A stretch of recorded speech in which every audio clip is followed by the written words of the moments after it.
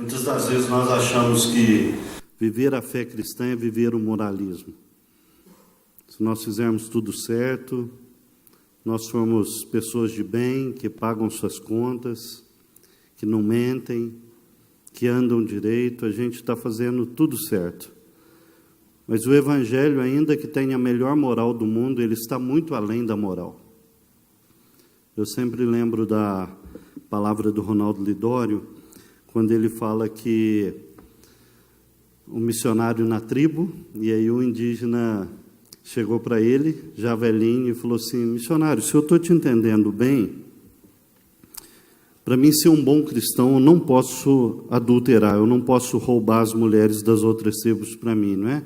Ele falou: perfeito, que visão legal que você está tendo. Eu falei: deixa eu fazer mais uma pergunta. Se eu estou entendendo bem o Evangelho e o que o senhor está pregando, então eu não posso roubar, eu não posso guerrear com as outras tribos e tirar as coisas dele. Quase caiu de costa, né? Falei: poxa vida, você, assim, está ficando best-seller nesse negócio, né? E ele falou: por favor, me permita só mais uma questão. Se eu estou entendendo bem o Evangelho, então eu não posso guerrear com as outras tribos e matar pessoas. Ele falou: rapaz, o que é isso? Ele falou: pois bem, missionário, então eu já sou um cristão. Eu estou velho, não dou conta de adulterar,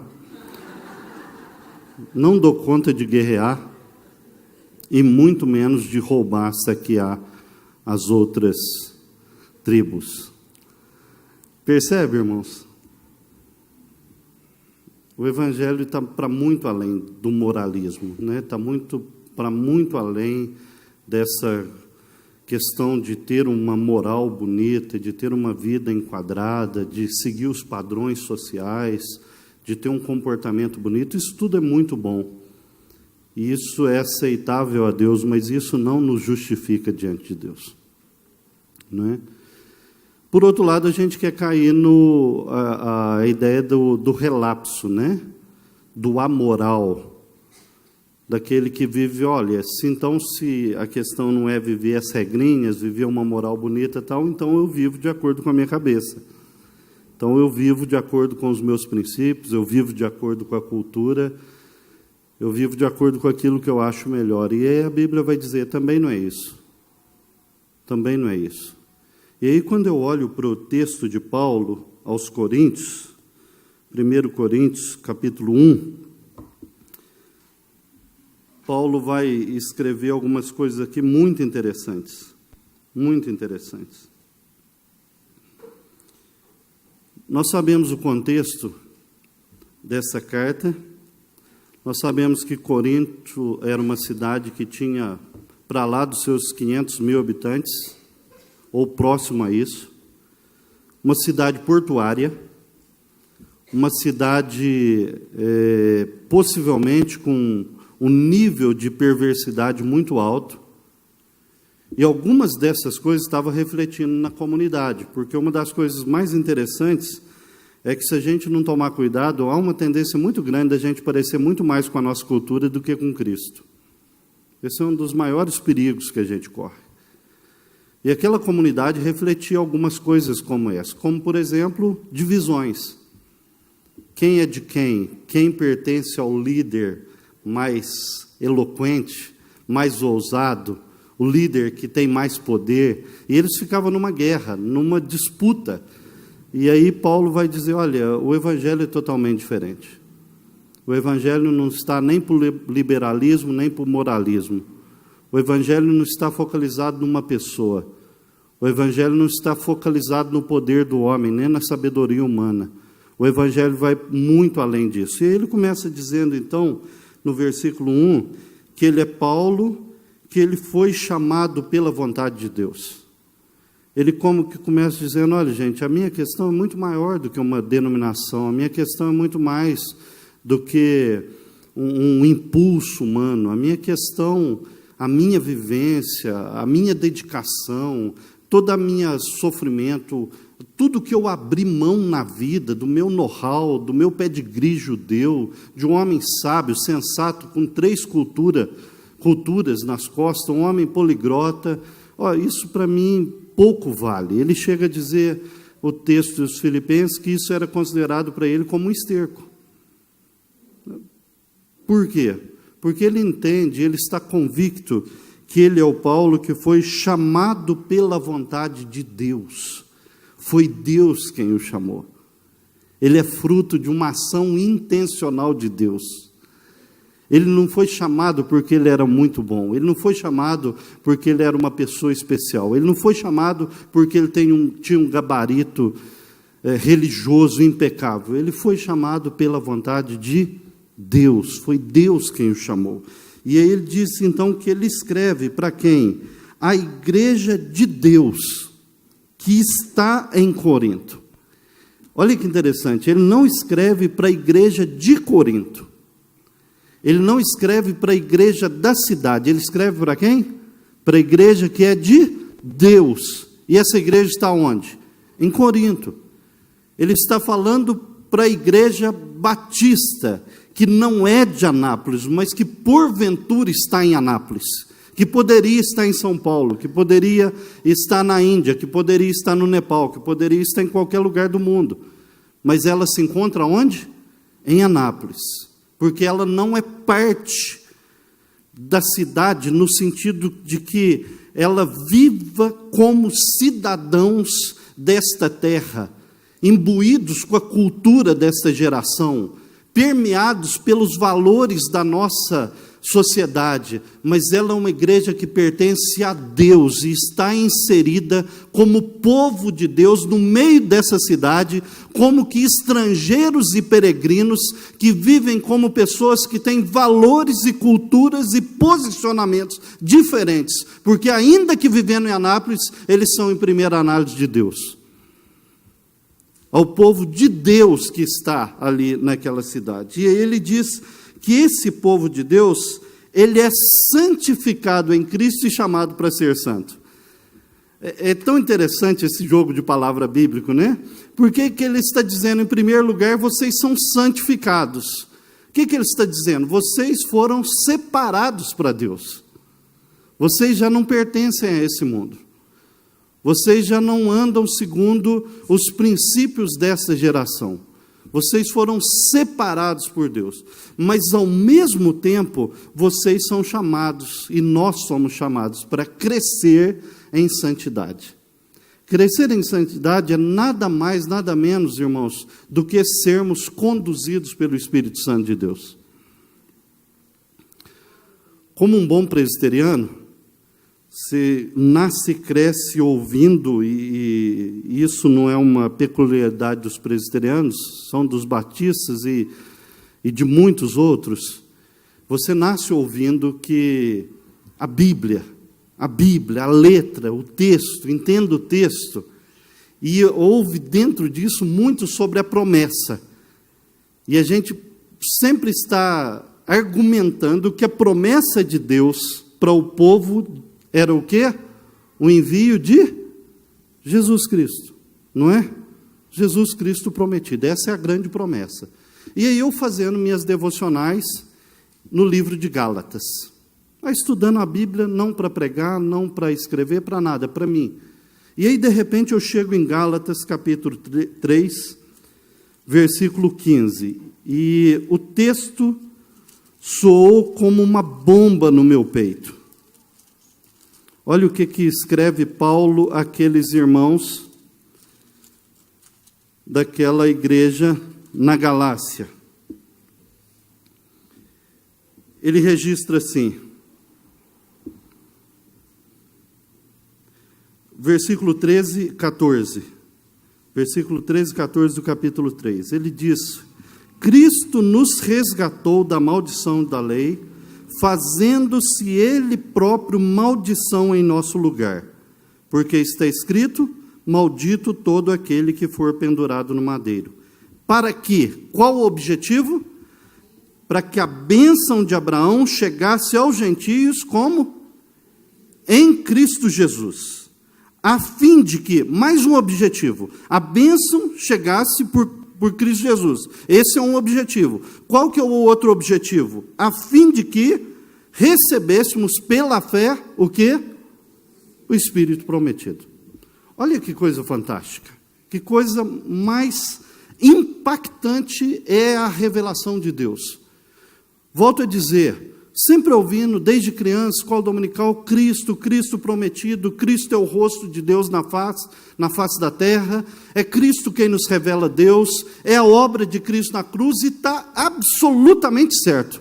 Mas o que Paulo está dizendo é que se houvesse toda a obra de Cristo e não houvesse a vinda do Espírito Santo de Deus para morar no nosso coração, para habitar em nós, para aplicar a obra de Cristo e para nos ajudar a cumprir a vontade de Deus, a nossa vida seria medíocre.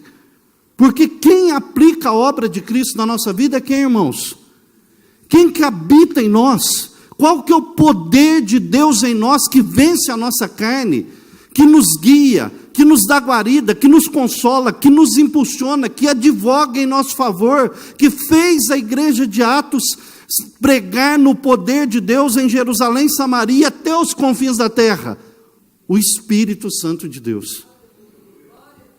Em outras palavras, quando Paulo está dizendo para nós, vocês são santificados para viver ou para serem, ou foram chamados também para serem santos. O que Paulo está dizendo?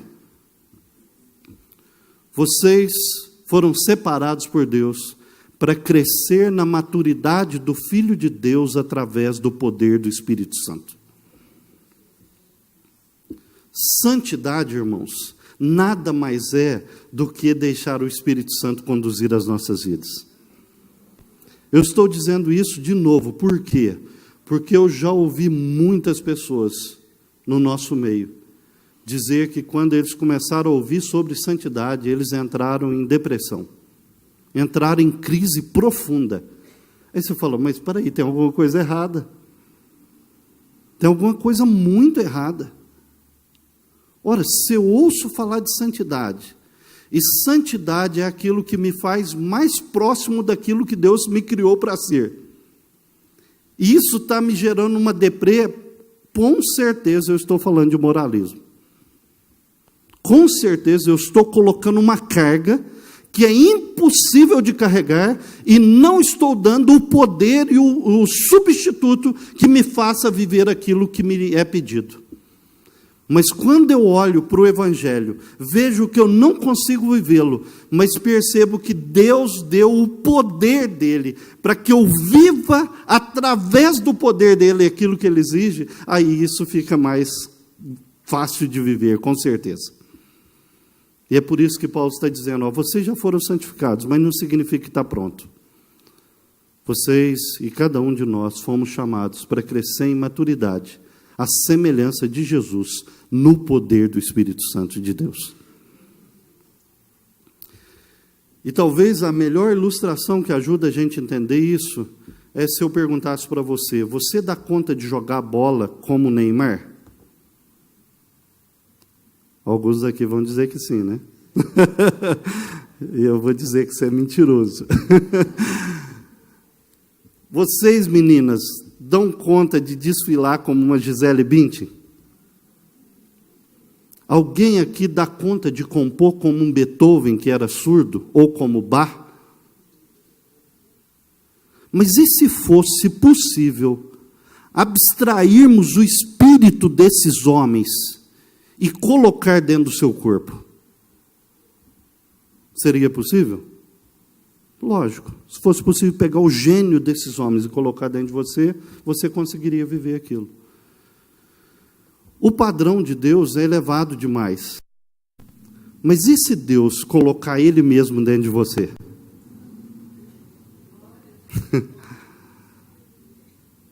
Não significa que você vai ser perfeito, mas significa que Deus vai te capacitar para parecer com Jesus Cristo. Para crescer no poder do Espírito Santo. E só para clarear mais ainda, o que é ser cheio do Espírito Santo, irmãos? Ser cheio do Espírito Santo é parecer com Jesus. E parecer com Jesus não significa ter a personalidade de Jesus. Não significa ter os dons e habilidades de Jesus. Só Jesus tinha. significa viver com a mesma intenção que Jesus viveu nessa terra, diante de Deus e dos homens.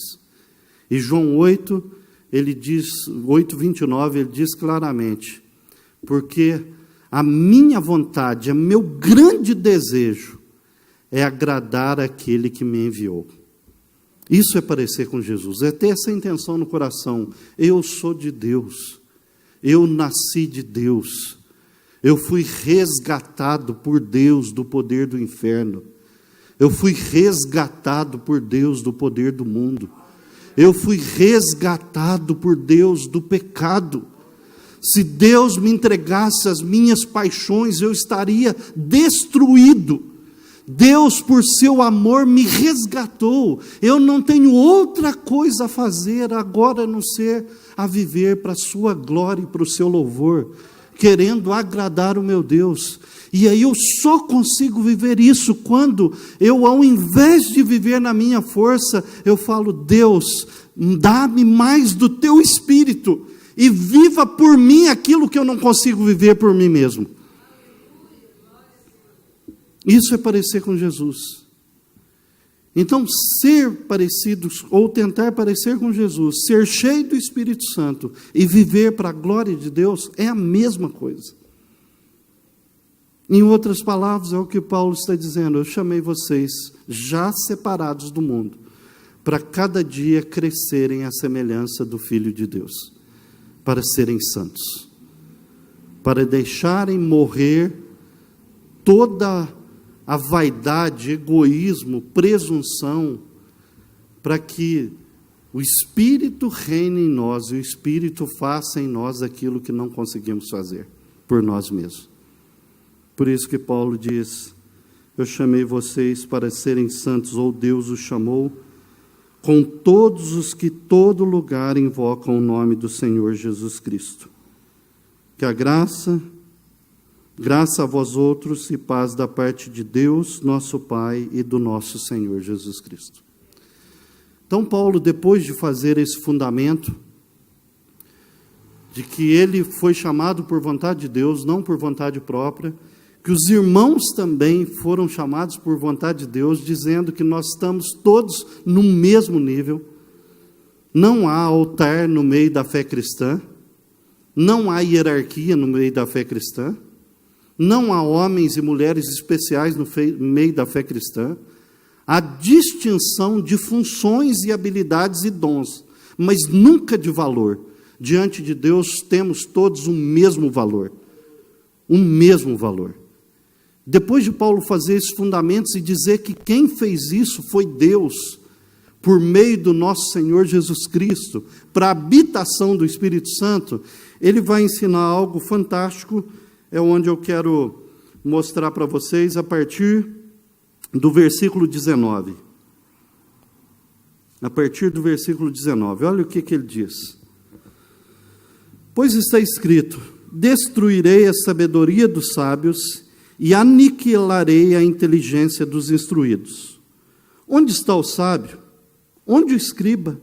Onde o inquiridor destes séculos?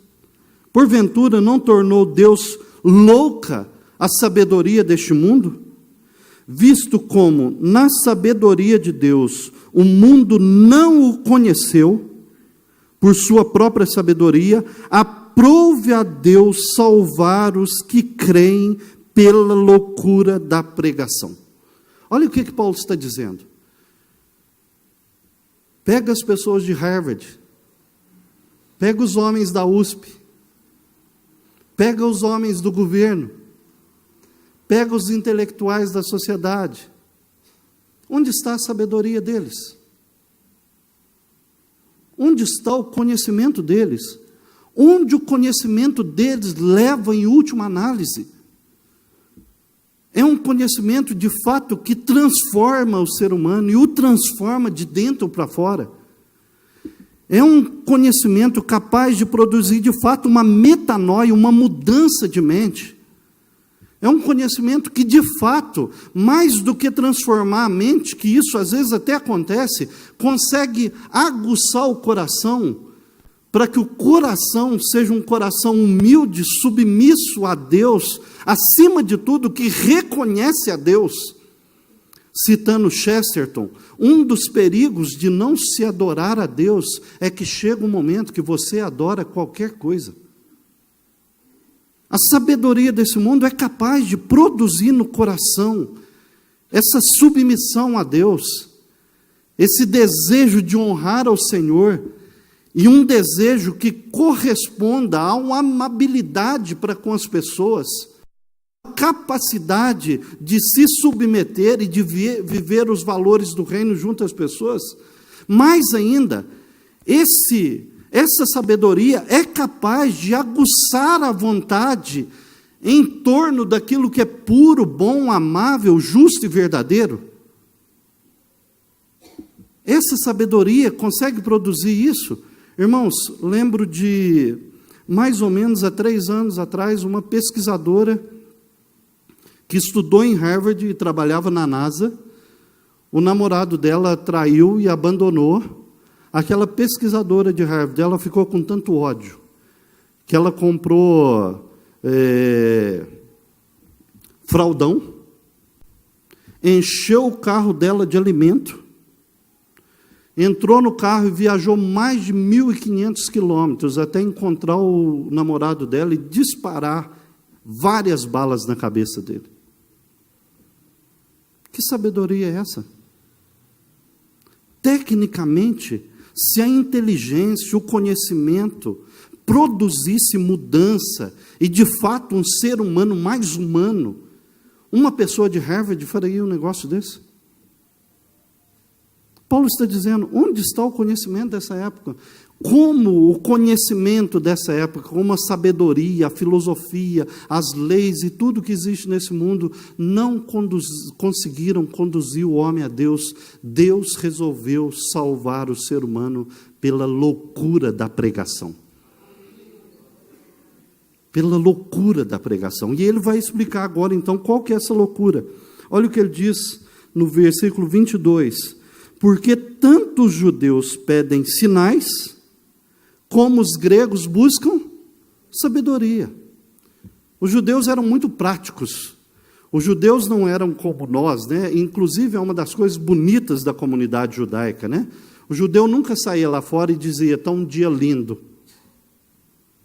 Ele dizia, olha como a lua está linda. Não há essa subjetividade. Ele está preocupado com as questões práticas. E eles estão dizendo, eu quero um sinal, eu quero ver o poder, eu quero ver a ação. Os gregos já estão na abstração, os gregos estão refletindo, estão pensando. E eles buscam a sabedoria, eles buscam o conhecimento. Eles conseguiram separar a religião, a mitologia do lado, e um pensamento racional. E daí que veio a medicina que a gente tem, a filosofia e todo o conhecimento, boa parte do conhecimento que a gente tem.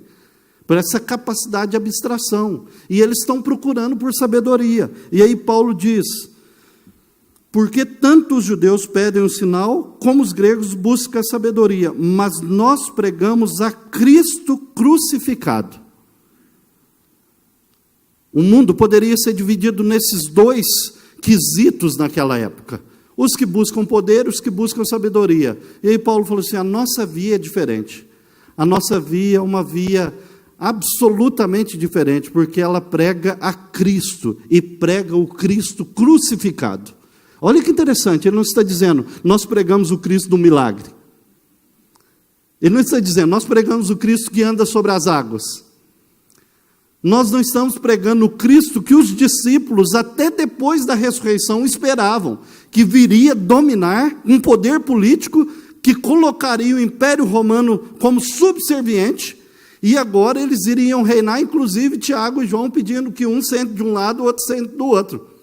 Um primeiro-ministro e o outro, quem sabe, o tesoureiro, o homem das finanças.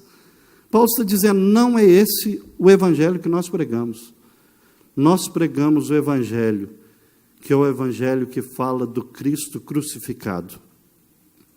Daquele homem, Deus, que sabendo quem é Deus, que conhecendo Deus e sendo a imagem perfeita de Deus, teve coragem de se submeter a Deus até a morte, e morte de cruz, pois conhecia o caráter de Deus, e sabe que Deus nunca coloca os seus em chapada.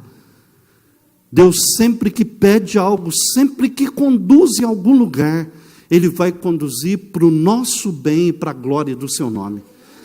E Cristo, conhecendo o caráter de Deus, Ele fala assim: ainda que como humano eu tenha dúvidas, eu tenha dores, eu chore, eu chegue ao ponto de suar sangue, ainda que passe nuvens tenebrosas sobre a minha mente, ainda que a minha mente seja banhada de pensamentos e de ideias que me causem confusão e uma espécie de depressão, a ponto de eu dizer que eu estou angustiado à beira da morte, 1000 vezes seguir para o caminho da cruz e obedecê-lo do que fazer a minha própria vontade. É por isso que Hebreus vai dizer que Cristo, olhando para o alvo firmemente, seguiu a cruz, não fazendo caso da vergonha, da ignomínia, da aparência de perda, de dor, de humilhação e de fraqueza, mas foi obediente até a morte de cruz, por causa da alegria que Deus lhe tinha proposto.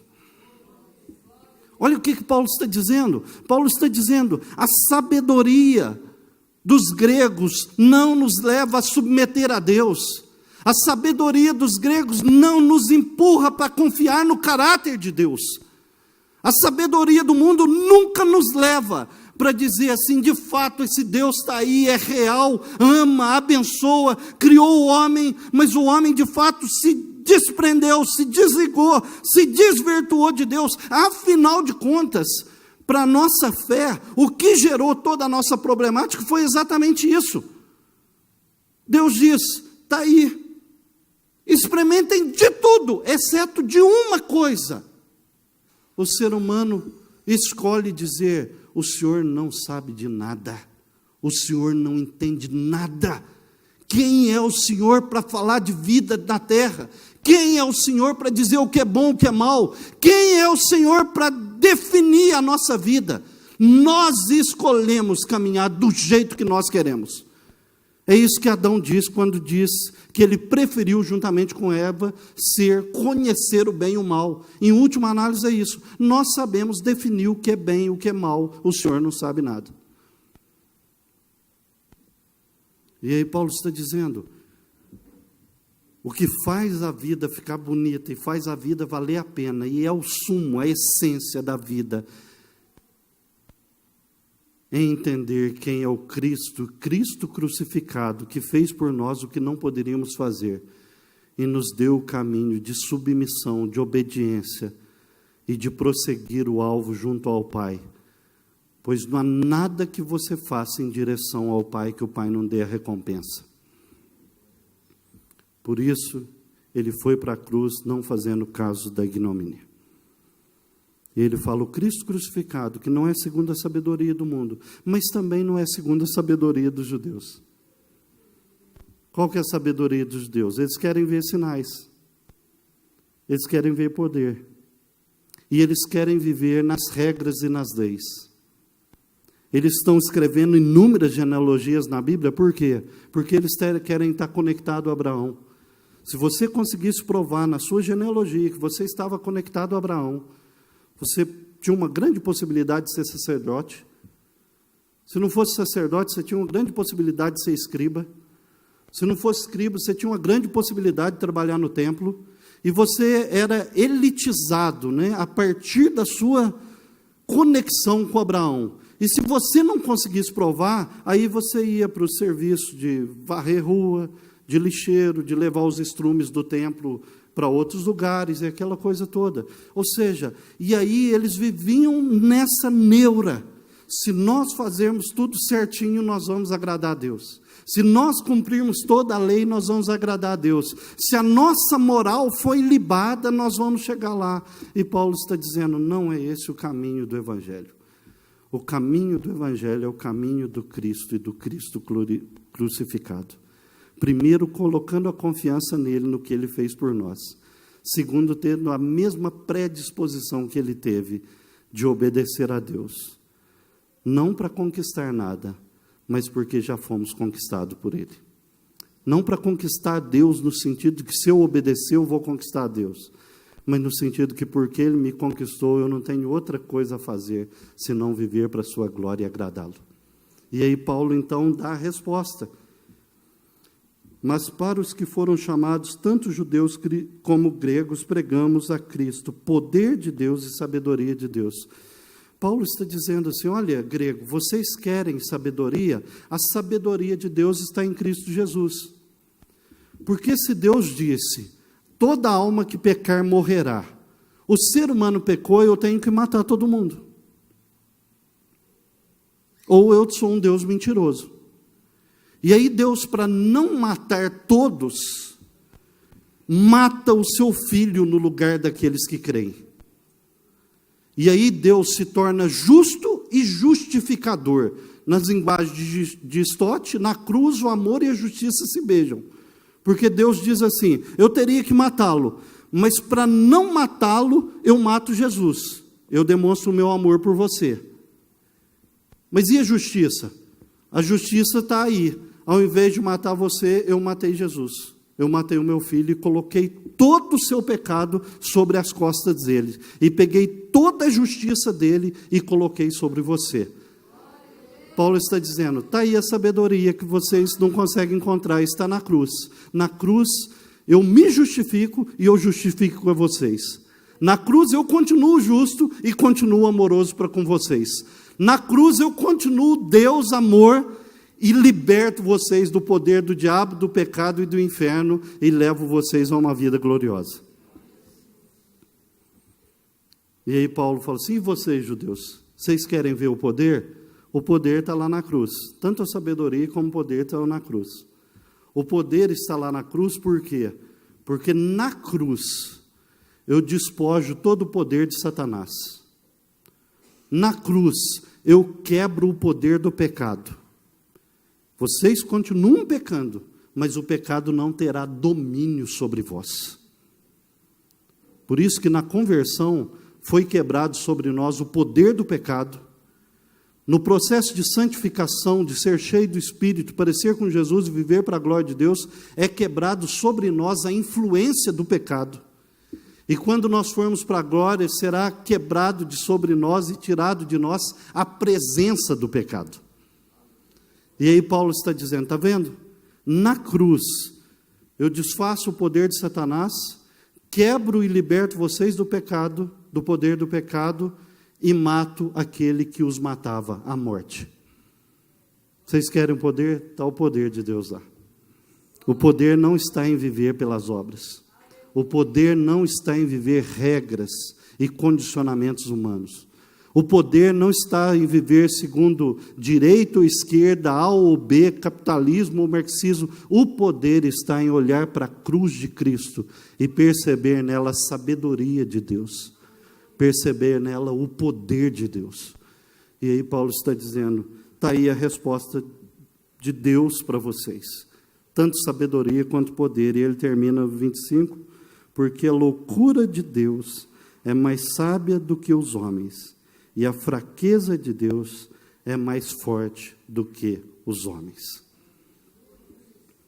E aí você fala assim, mas como que eu vivo isso?